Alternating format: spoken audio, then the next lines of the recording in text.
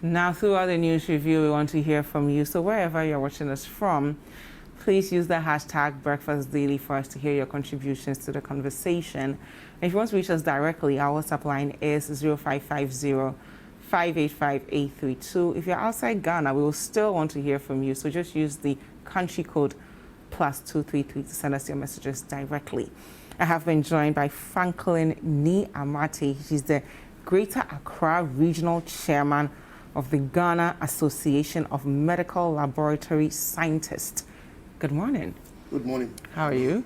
I'm good. Thank you so much for being with us. Thank you. Okay. I also have with me Ibrahim Tanko Amidu, who's the Executive Director of Star Ghana Foundation. He'll be joining us virtually. Good morning, Ibrahim. Good morning. Pleasure to be with you. Pleasure to have you. How are you doing? I'm doing very well, thank you. And belated birthday wishes. Oh, gosh. Thank you so much.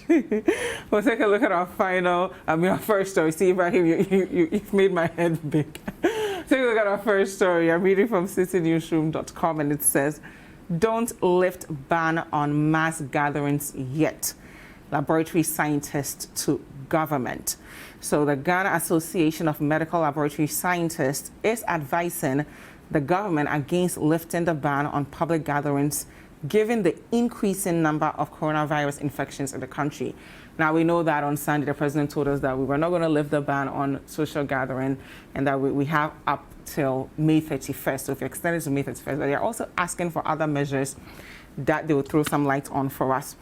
So they go on to say, I'm going to quote them, "Having accessed the increasing number of infections being reported by the Ghana Health Service and the lack of adherence to the preventive measures described by the Ministry of Health, states that there should not be the total lifting on ban on social gatherings as already in place. The measures in place should be enforced strictly." They go on to talk about increasing testing centers to all regions across the country. Our borders should still be closed, and ensuring that the citizens respect directives put forth by the government so that we can stay ahead of this COVID-19 fight. So, Franklin, I'll start with you on this story. The ban has been extended to May 31st, but why are you calling for, increased testing? You are not content with the contact tracing that we're doing and people reporting themselves when they're sick. You're saying we should go into the communities and test more. But before you even say that, what's your thoughts on the numbers as they are now? 4,700 positive cases in the country. Well, if you followed the trajectory of the COVID in other countries that had their episodes before us, it is very clear that it should not be surprising to you if you look at the way the numbers are escalating. But what is more worrisome is when you go out there and there is a certain lack of understanding of the issues at stake. It's very disheartening. But I, as a health worker and understanding issues, can understand their perspective. I always likened it to the case of hypertension. Okay. You may be asymptomatic, you are going about your normal duties. To you, you are fine. You cannot even understand when they tie something around your arm and they tell you that you are hypertensive, so you need to be hospitalized and all that. Because you can't understand the implications. But people who have understanding knows that if that BP or blood pressure of yours is not properly monitored, it can cascade into you having stroke, renal failure, and the implications are very damning. So I can understand when people are reacting because of a certain lack of understanding of what we are dealing with. The COVID is such that about 80% of the people who will have the COVID will have mild symptoms and will not even know that they have the COVID. And so when people are going about their normal duties and they think that they are healthy, and the people that they are meeting are very healthy, they could be carrying the COVID. You may have the mild form of it, but when you pick it and you go to your loved one, your small girl, and then your old daddy, whom you are managing small, he gets it from you, and he's maybe the fatal type, and that will lead you to saying an unfortunate goodbye to your old man. And so that is the situation that we are dealing with. It is for this reason that we, as an association, have been worried and we have called for mass testing. Because at this stage, contact tracing may not be good enough. But people are also, reporting whenever they feel the symptoms, and that's also going well. Sure. But you see, when you do mass testing, you go ahead. Let me explain it so that you can understand it properly. Now, going ahead means that you do not fall sick before interventions. Okay. When you fall sick before interventions, it is difficult. You may transcend into something fatal. But when we pick you whilst you are very healthy and we put intervention in place, it assures better outcome of the management of the disease. As it stands now, even though we have 4,700 positive cases, we have almost 500 recoveries, and we've lost 22 lives, unfortunately. When you compare it to other parts of the world, it seems as though we're doing fine as far as moving from positive to recovery cases. Do we necessarily need to do mass testing? We necessarily need to do mass testing. Why? Why? Because to the extent that majority of the cases are asymptomatic, it is only mass testing that will let you ascertain the true burden of the disease. Yes, but because you are asymptomatic and you have mild to no symptoms at all, isn't that a good thing that you may recover quickly? If we had a situation where majority of the cases were people who had very severe illnesses and were dying the way people are dying in other parts of the world, then maybe we can say, okay, we need to mass test now to save more lives. Well, the mass testing will give us a certain leverage. Okay. What the mass testing will confer on us as a people is that we go ahead of the disease. It can inspire a certain confidence in us, and we can say that, oh, having tested so many people, and this is the trend of the disease, then when we are taking a decision to open up completely, then we know what we are dealing with. So at this stage, without mass testing, it is premature for anybody to suggest that the ban should be lifted so that normal activities can go on. And so the mass testing that we are calling for will confer on us a leverage that the enhanced contact tracing never could place on us. The enhanced contact tracing, remember, has to do with a positive case and its, associations. So before you can be tested, you might have been noticed to have come into contact with somebody before we can test you. Yes. But the mass testing is a random approach. But we also have community surveillance, right? Where someone is sick or they are feeling symptoms, they call in, they test you, and then they help you get to where you need to be. So it's not just the contact tracing bit, but also directly testing communities, especially people currently what we who are have doing the symptoms. Is the community surveillance that is where people who are having some symptoms will report, yes. Now, you can see that all these, there should be some exhibit of the disease before the testing is done. Yes. Mass testing, you don't need any exhibit at all. So there is no evidence of you coming into contact with somebody who had the COVID. You do not have any symptoms at all, but we just identify and test you randomly. But as a developing country, do we even have the resources to implement this suggestion? I have looked at this COVID thing carefully. And it is the case of you must find the resource anyway. How? Where there is a will, there is always a way. We were in this country and we thought that even a 3-week lockdown was not possible. Because a lot argued, which is the fact, that majority of Ghanaians, whether we like it or not, do hand to mouth. They go to work their daily wage before they feed families. And so we thought that it was impossible. But we found ways to sustain it for 3 weeks. We could have even gone further if that is what government feels strongly about. But they were informed by the science and the data, and we had to lift the lockdown.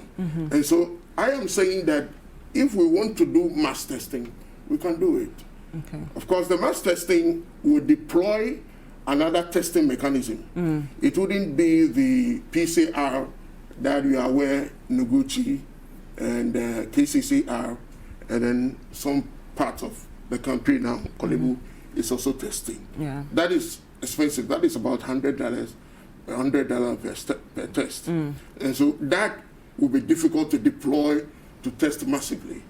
But what we are recommending is another test, which will test antibodies. Okay. What we call the rapid diagnostic test, very accessible.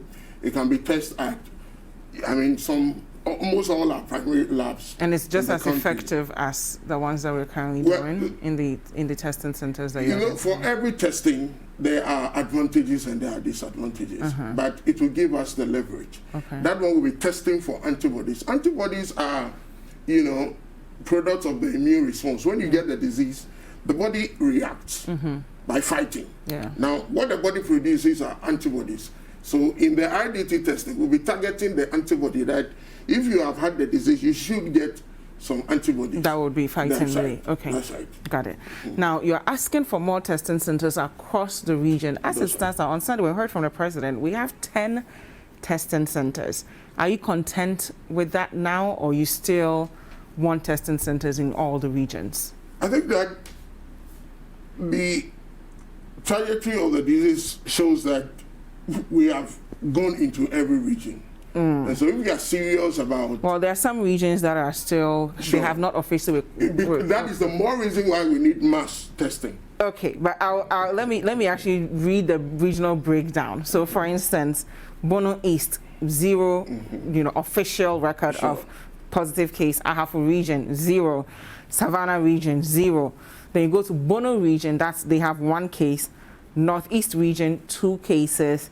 Northern region, 16. Upper West region, 21. OT region has 24 cases. Upper East region has 26. Volta region, 32. Eastern region, 49. Western North region, 56. Eastern region, 99. And then we have Ashanti region, 355. And then, of course, the hot spot right now, Greater Accra region, 3,892. Do we need testing centers in regions that are just recording 2-digit cases, as opposed to, the epicenter where you have almost 4,000 cases? Shouldn't we keep it the way that we're doing it right now, as opposed to going to all the other regions? So to the extent that we are not doing mass testing, even the regions that we have recorded 0, we are not too sure Okay. whether it is a true 0. We can be sure only when we have deployed a certain mass testing in those regions and the value still remains 0. That will convince us that indeed these regions are free from the COVID. Okay. So to the extent that we are not testing, it is not good enough to say that these places have recorded 0. Okay. Now, let me let you understand, whether we like it or not, we will deal with the COVID pandemic for some time. Even when we get out of this precarious moment, we will still be dealing with it. And so deploying test centers at various regions is the way to go, because eventually it will be incorporated into our everyday testing. And so we need to put in structures that will allow for us to continue to test. Now, to add to that, it is commendable that through the National TB program, government purchased a certain PCR machines, what we call the gene experts. And we have about 100 of them in our various district hospitals spread across the length and breadth of this country. Now, what we have to do is to get a special cartridges that will be able to test for the COVID too. Okay. You get the point? Yes. And so it is not like we are now going to do new purchases. We don't need big testing Of centers. course. Okay, we just need the machinery So to the get it machines done. are there already. Okay, All so we need the is cartridge. a special cartridge. So it might not cost us that It much. must not cost us that much. Okay. And so it is commendable. Government has taken steps to tool us in this direction already. Okay, so we can definitely get there. Of course. All right, let me bring Ibrahim Tanko in here. We're talking about the probability, the Ghana Association of Medical Laboratory Scientists recommending that we should do mass testing across the country and also have testing centers in all regions, in addition to ensuring that we don't lift the ban on social gatherings. Your thoughts on this, Ibrahim? Well, I think if it's feasible, it should be a way to go. I don't have the kind of technical details that my colleague has, but I've also read about the challenges other countries have faced in rolling out mass testing. So my point is that if we are not able to do the kind of mass testing that is being proposed, either because of the cost or other reasons, are there plan Bs? I recall that I think during the lockdown or shortly after that, government identified some epicenters in Accra and zoomed in on all those areas to carry out more detailed or more widespread testing than in other areas. Could we use that kind of strategy if we do not have the resources of identifying the epicenters and then moving in there to do mass testing within a localized area? That's what I would say on that. And also to say perhaps mass testing eventually, but could we gradually scale up our capacity? Because as of now, I'm not sure we do have the capacity to do mass testing from what I am hearing. What do you mean by capacity? Capacity in terms of the resources, whatever they use for the testing, is it reagents or whatever? Yeah, because we now have 10 testing centers, and if I'm quoting you right, you said some of these district centers even have the machinery, so they just need the cartridge to plug in. That's and then I don't know, do you plug it in or I don't know. So you slot it in. You slot it in and it works. Okay, I hope that helps. Yeah, and the human resource to go out and do that and etc. So what I'm saying is that we could scale up over time. So we do give ourselves a period of time that says that, okay, within the next 5, 6, whatever months, we scale up to this point, rather than perhaps, and that may not be the intention of the statement that was issued, to say we're beginning mass testing immediately. But I think whatever would help us to get a handle on this epidemic is welcome and should be seriously considered by government. But I also just wanted to add my voice to the calls on government not to lift the ban on mass gatherings. Yes, I think it would be quite suicidal if we attempted to lift it at this stage where everybody's worried about the increasing numbers. But I think government should be more prescriptive about how we implement the guidelines that have been given. So in the markets, for example, because I've seen pictures of places where even for the shops, they mark out where each person should stand and etc. For the mass transport, I was just looking through what the British government gave out yesterday, even though there are criticisms of that, but very detailed, very prescriptive guidelines on what to do and what not to do in each of those situations. I think that may actually engender more compliance. And of course, the enforcement that we need to enforce. We've seen in the past 2 weeks or 3 weeks, traditional areas installing or skinning or installing chiefs with all that has gone with it. And once it happens in one place and happens in a second place, then the snowball effect, begins to take effect. So I think it is quite important that we enforce the ban without fear or favor, even though we are in an election period.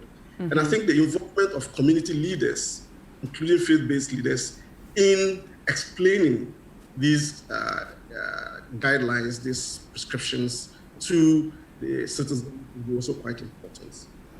Okay, thank you very much, Ibrahim. Last thoughts on this mass testing suggestion that you have, and some of the concerns Ibrahim raised as far as implementing it, the manpower you need. Ibrahim perhaps have looked at the costing involved in doing the pre-CR test. In deploying the mass testing, what we recommend is RDT testing, rapid diagnostic testing, and that is far lesser than what we are currently doing in Noguchi and KCCR and the likes. And so that would be the first line, RDT testing. It is heartwarming to inform you that a member of our association, Anthony Bassing, whom was interviewed here the other day, in conjunction with KNUST, formulated, a RDT test kit. Yeah. And is currently in Noguchi undergoing the validation steps. Once that is cleared, we interviewed him actually, and cleared for use, it will give us, enormous advantage to deploy the massive testing, where we do the RDT, and then based on the information gathered on the RDT, we will forward you to do the PCR confirmatory one. Remember the PCR, so what we are calling for is not to replace the PCR with the RDT, but to complement it. Because we can't assume that the general public may not be positive. Is PCR. Okay. The gene expert that I spoke to you we use for TB is also PCR. Okay. And so the gold standard remains the PCR. It remains the PCR. But what we are calling for is RDT that can be done, more easily. It is very accessible. We can test it across the length and breadth of this country. And that will let us ascertain the true burden of the disease. Until that is done, we do not know what we are dealing with. We are not sure what we are dealing with. Thank you very much, Franklin. We'll go for a quick break on that note. It is still Breakfast Daily on Citi TV. Thank you so much for staying with us. Again, we want to hear from you. So wherever you're watching us from, use the hashtag Breakfast Daily for us to hear your thoughts. You can reach us directly on WhatsApp line. Our WhatsApp line is 0550 585 832. If you're outside Ghana, the country code is +233. We'll be right back. Welcome back. It's Breakfast Daily on Citi TV. Thank you so much for staying with us. Again, it's an interactive show. So if you're watching us on Facebook, just comment down below. If you're on other social media platforms, the hashtag is Breakfast Daily. And if you want to reach us directly, our WhatsApp line is 0550 585 832. If you're outside Ghana, the country code is +233. I've received some of your messages, so I'll read them briefly and then we'll continue the show. Junior in Tamale says, I have information that the medical laboratory scientists have a signed National Health Laboratory Policy line at the Ministry of Health. I want to find out why it is not being launched. We have knowledge now that they play a key role in detection of diseases. Why not launch their policy to make them effectively function? So please throw some light on this policy you have lying at the Ministry of Health. It is very true. I think somewhere in 2014, under Honorable Madam Sherry Aite, the Minister of Health then, the National Health Laboratory Policy was launched. We're hoping that it will be implemented because it will transform our space as medical laboratorians. What kind of impact would it have? The impact it will have is that it takes into account issues of infrastructure of the lab, accreditation. Oftentimes you hear discrepancies in results and it is not the best. Now, what the policy will institute is to look at the governance structure of the lab, who heads the lab, who is fit to be in the lab, safety issues and all other things have been carefully drafted in the policy. Take note that this policy drafting was sponsored by CDC, because they saw that the country laboratory structures were in disarray. Everybody was doing bits and pockets of laboratory, what I call one corner laboratory, and everything was not properly coordinated.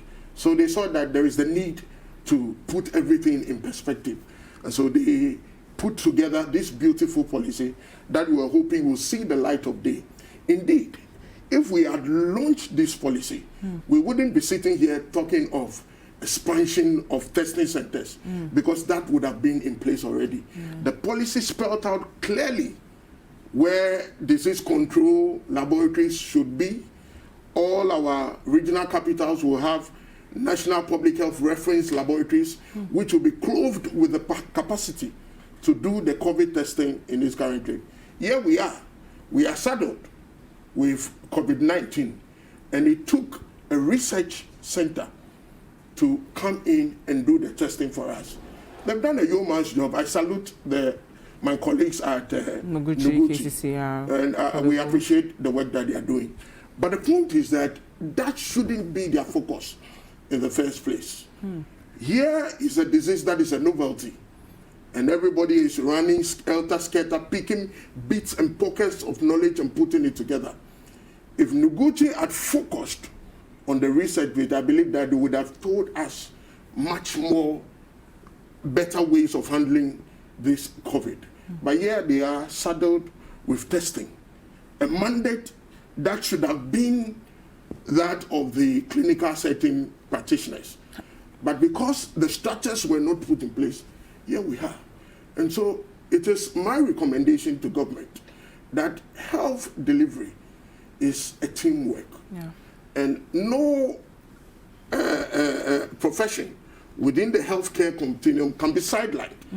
If you sideline it at your own detriment. Yeah. And so my recommendation is that after the COVID, let us come around the table. Let's look at the bottlenecks that is stalling the implementation of this fine workable policy so that we can together implement it. Because the COVID had shown us that those we thought had superior healthcare systems are even crumbling. According to COVID. My recommendation is that we should build our own because we have capacity. It is heartwarming when in this COVID trajectory, you could see as much boot for boot other advanced countries in our testing. Yeah. We even have capacity to override them. Yeah. But don't you think we should be building these labs now? Because a couple of weeks ago, we heard from the president that we're going to get 88 new district hospitals and 6 new regional hospitals. Can't we push and labs? That is why we have also looked at the situation. We are making recommendations to government. Isn't this the best time to push that agenda? Well, it will be unreasonable at this point to insist that we push that agenda. Why? You just said Noguchi should be focusing on research so that you guys focus on the testing. Sure, it is for that reason that we have asked that we deploy our gene expert so that at least we can gradually win Noguchi so that they can focus on their mandate. Okay. You see? That makes sense. But to insist that we implement the policy at this point is not reasonable. Okay. Because, of course, the policy has been lying down for some time. There is a need to overhaul it and then implement it properly. Thank you very much. So we shouldn't go back to sleep. I am worried because as a country, we seem not to learn from the disasters that has befallen us. So to that extent, I am reasonably worried. But I insist that government this time will not be allowed to get away with it. Thank you very much. We get to the rest of our messages. Musa Inima says, truth be told, the government has never been serious in Ghanaians, serious with Ghanaians on COVID-19. All they are thinking is elections. Real-time data will never be churned out. 4,700 cases. Where are they kept? Are they in quarantine or moving in the system? Okay, so I think all of them are in quarantine. I'm hoping that they are. The government must do more to educate citizenry on COVID-19 again. Decongestion in our markets will go a long way to avert the impact the pandemic has on us. This is coming from Tiano in Asaman Kese. During the president's 7th address, he promised a COVID-19 testing laboratory at the CCTH. Madam, please use your station to remind the Ministry of Health to speed up the implementation. 2 weeks turnaround time for COVID-19 testing for people in the central region is not fair. Good morning. What's the status on that? Have you heard any status? So it says during the president's 7th address, he promised a COVID-19 testing center laboratory at the CCTH. And he wants to know the status on that. Well, maybe the Ministry of Health. Yes. So maybe you'll get some answers towards the end. So we'll take a look now at our second story from citinewsroom.com. It has to do with market women in Bolgatanga and the police, beating them up for not relocating to a spacious market, and that spacious is in quotation. I'll read the story briefly, and then we'll watch exactly what happened, and then I'll let Ibrahim take a bite at this one. So on citinewsroom.com, it says here, Bolga, traders beaten, arrested for protesting relocation to spacious market. The Bolgatanga Municipal Police Command has arrested 26 market women for not abiding by social distancing order to demonstrate against the Bolga Municipal Assembly. The women were arrested and also beaten by police officers on orders of the Bolgatanga Municipal Police Commander, Chief Superintendent Richard Anaba Salifu.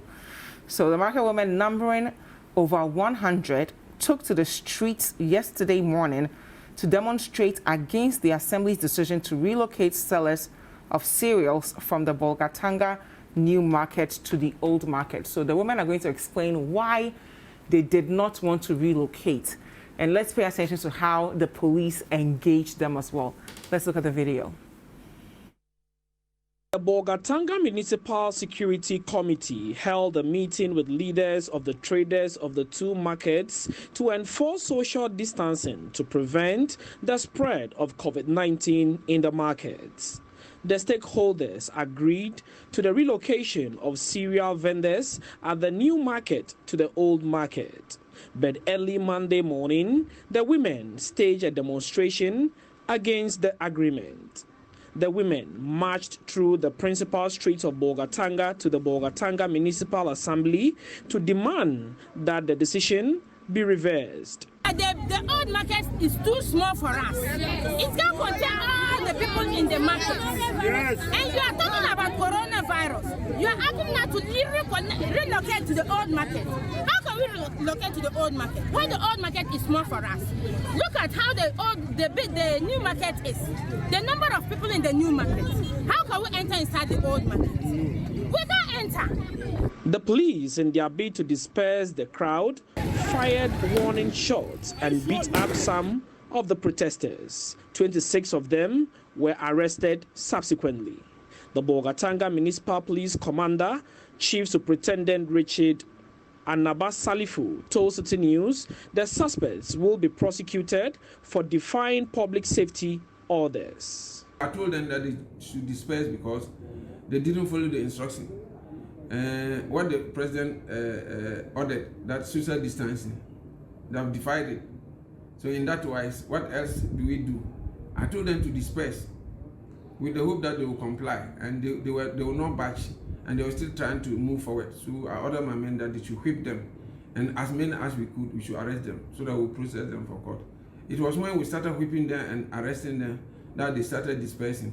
So we managed to arrest a number of them. Currently, we are processing them for court. Some of the market women who were arrested spoke to Citi News.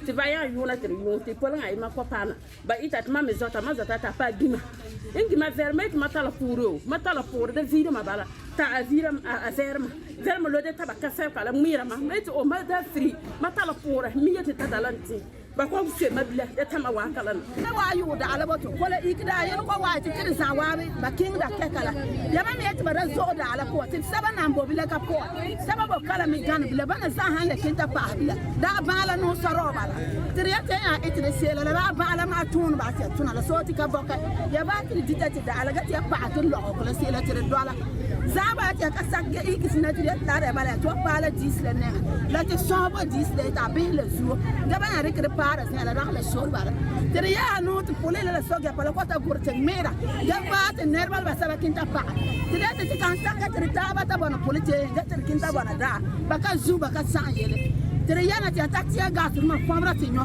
ga mera to ga tura to basaba zo pala zu tura to ba narba meta pa ne wala da adam ne en fin o kule tere ko mindi mazo mako la benefos manen verm le turu ma wa ana tinera kan albu matin takin ta ko ga wa ana ta mitu oge en ba sawo matin meta tin so da bene da la ta da bona da ta wa mo le le tiri vetu to le za zo kala geti mi da la ke da ana fam zina ya so la mi de salan de da ngo boro to te ka wa da na te kan di ba le su so te eta te wa na te polo la so ngona to la ba ka go di sita azote ne ko so to makena zamba la te makena ge yete te yele ba maka yena la te wa azabla ko te wa inse.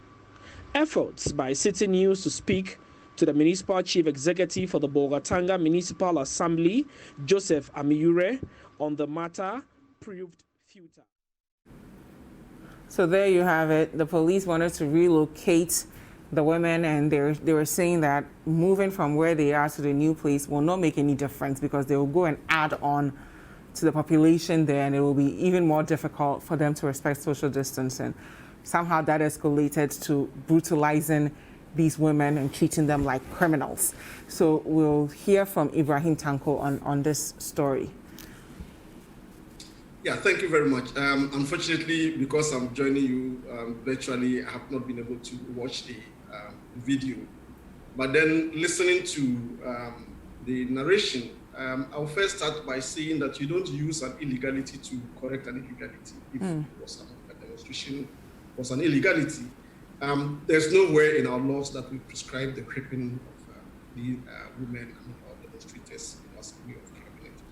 The police should have ways of managing these things without resorting to the. I heard one of the women talking about pregnancy and the fact that she had even told them that she was pregnant, and despite that she was brutalized. So I think in that sense, the management of this thing hasn't been done well by the police. And then the second aspect for me is that, yes, the pandemic poses an existential threat to all of us, and therefore everything that should be done needs to be done to enable us fight it, including decongesting places, and ensuring the appropriate physical distancing. But then if you listen to the women's issues, you'll find out that they also have a point to make. They say, well, if you're talking about physical distancing, where you are sending us even makes it more crowded than even the old place where we were. And I think that is a legitimate grievance or a legitimate concern that they raised. And therefore, it is the way of addressing this that I think degenerated into that. And the way could have been found either of shepherding the women or allowing their leaders to go and meet the municipal chief executive, or even for the municipal chief executive to come over and meet with the women to explain the thinking behind this. Yes, you may have met with their leaders, but sometimes we do know that in Ghana there's a deficit of trust between citizens and their leaders at all levels. And so if perhaps that information has not gone down very well or well understood, extra effort should be made, because you're looking at long-term compliance, you're not looking at immediate. So if people do not understand why they have to do certain things, or they think that taking the new measure would even expose them to greater danger, you're not going to have long-term compliance, and therefore you keep on having these issues of people trying to disobey what you've said you asked them to do. What lessons can we learn from this experience as we will be moving to other marketplaces to ensure people are respecting social distancing protocols? What should have been the right thing to do? Because we know that, when you talk about the police, if they, like he rightly said in the video, we asked them, they didn't comply, so we decided to beat them and arrest them. How should we handle this in a more humane way? I think every situation, has its own dynamics and should be treated as such. I saw a video of, I think, an event in Accra involving the traditional authorities going to the sea.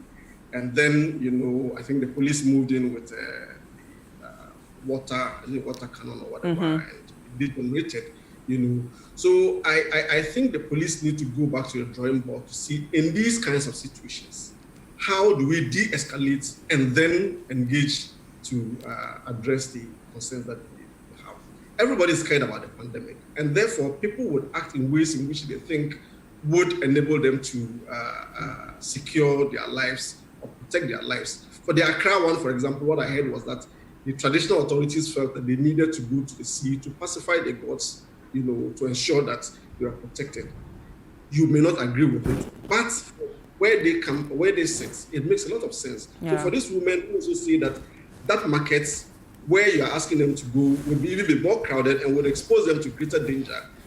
There is a need to engage with them to discuss that. So I think the whole issue of policing in this new normal we have that the pandemic has introduced is something that needs to be discussed. I think the second thing is about the kinds of communication that we have. Yes, we pass it through their leaders and etc. But information to be useful has to respond to people's concerns and issues. Physical distance, do this, go there. That is the basic information. But when you tailor the information to take account of the concerns that they have raised, we are going to be more crowded in there.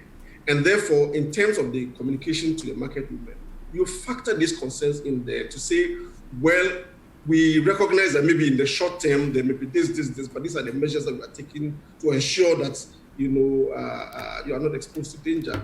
Or the basis on which you have these concerns, are really not founded because we have done our things and etc. and etc. It may have been done, it may not have been done. I think that is something. And I think the third one is brave leadership. What I will talk about, brave leadership.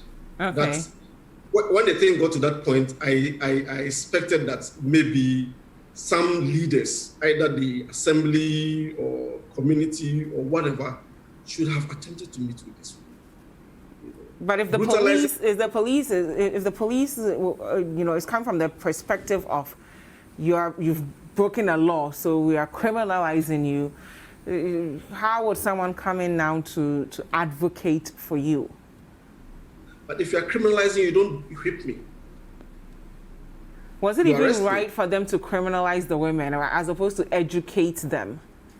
But if we are looking at it from a purely legal sense, perhaps they didn't get a permit for the demonstration. So in that sense, they are right to do that. Okay. Exactly. But like I said, the context matters a lot in terms of informing your containment strategies. Okay. And I think I don't see the way in which the police try to contextualize their response. Thank you. Thank you very much, Ibrahim. Franklin, your thoughts on this? Market women in Bolga and the police. Well, the issue in Bolga leaves so much to be desired. You see, in this country, we tend to sideline professionals. There are people who are specially trained to manage change. And so they are better placed to do some of these things properly. If you look at what transpired, you will see that both the market women and the police have an issue. The police says that relocate to the old market because it is more spacious. The market women are of the view that what you are asking us to do will even make the situation more dangerous. Because if we are to observe social distancing, then to them, the old market is even more crowded. So you can see that there is a disconnect. But you see, when we are analyzing issue, there is a need to do a bit of background checks and root cause analysis on all that.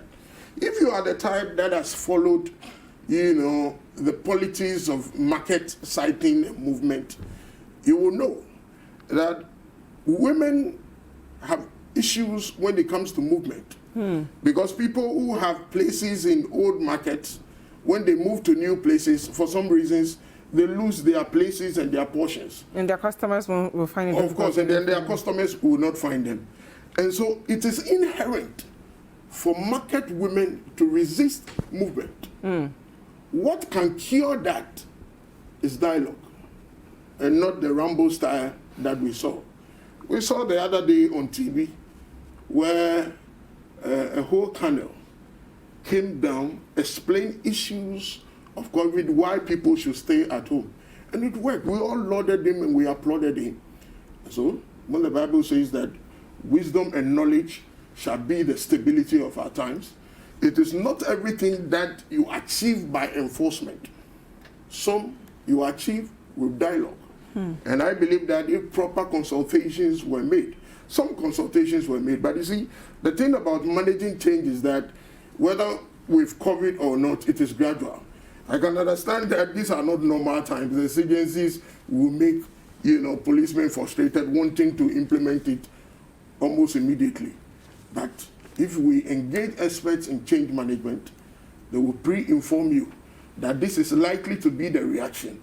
What do we do to curtail that in trying to solve a problem we don't create? Because you can see the chaos resulted in more anger, more shouting. Obviously, confusion. If people have COVID, we would have even escalated and spread it more. And so moving forward, let us be guided and do proper analysis and engage professionals to do what they are trained to do. We can't assume that we know it all and then take certain things in our own hands and begin to enforce them. That is not the way to go. Thank you very much. We'll take a look at our final story here. I'm reading from CitiNewsroom.com, and it says, new register compilation will observe safety protocols. That's coming from the EC.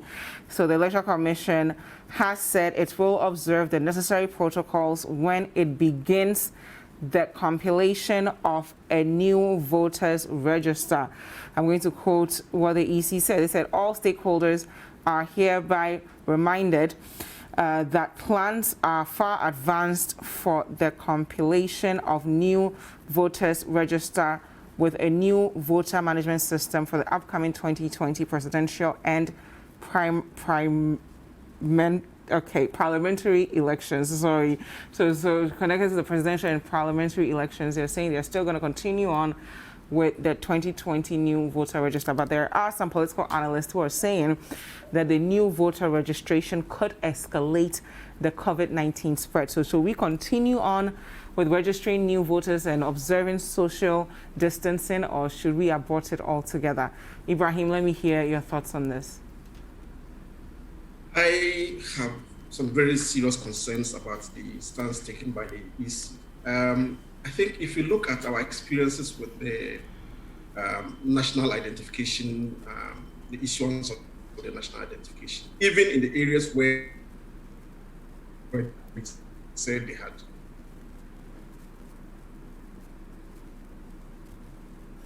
Okay, we have an issue with your sound there. We'll try and get Ibrahim back, but in the meantime, Franklin, let me hear your thoughts on EC still continuing on with their new voter register and assuring us that we will, respect social distancing. The COVID pandemic has changed everybody's unusual.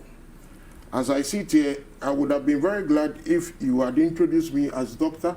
Franklin Amate Ama. That title I've been withheld by COVID.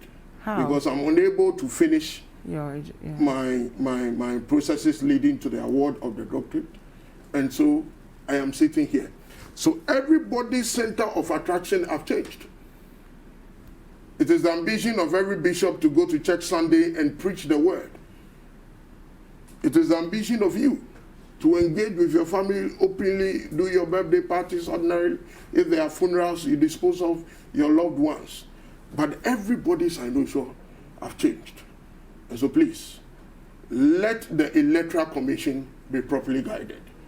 When it is time for them to roll out a new registration, nobody will restrain them. But at this time, it is premature. It is premature because if they have to put in some interventions, what it means is that then they will be competing with health workers for the same PPEs. Now, when you are out there and you hear the colossal and the gargantuan amount of PPE announced, you cannot understand why there is always a crave by health workers for more. May I respectfully submit to you that PPE is complementary. If you provide only gloves without face masks, in some procedures it cannot be adequate enough.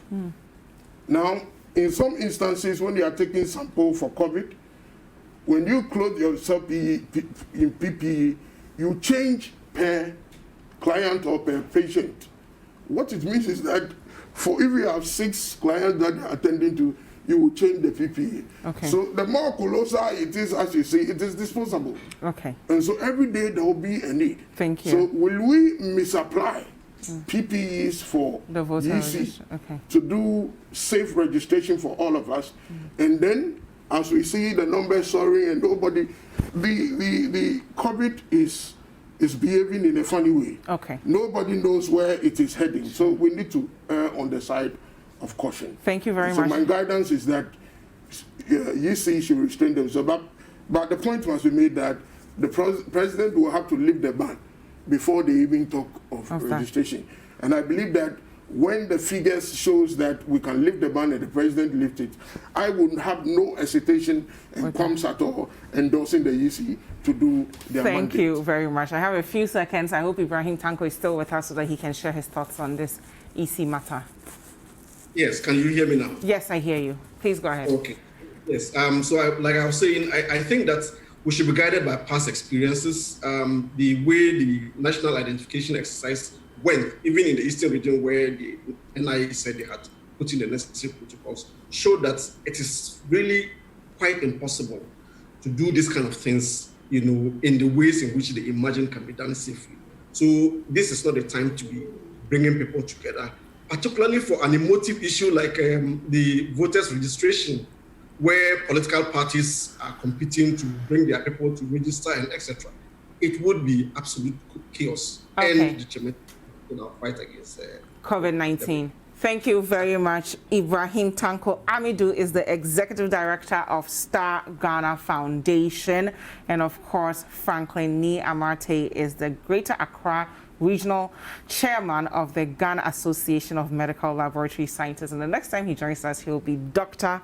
Franklin Ni Amarte. Thank you so much for being with us. Up next, we'll be listening to the Information Ministry. Don't go anywhere. We'll be right back.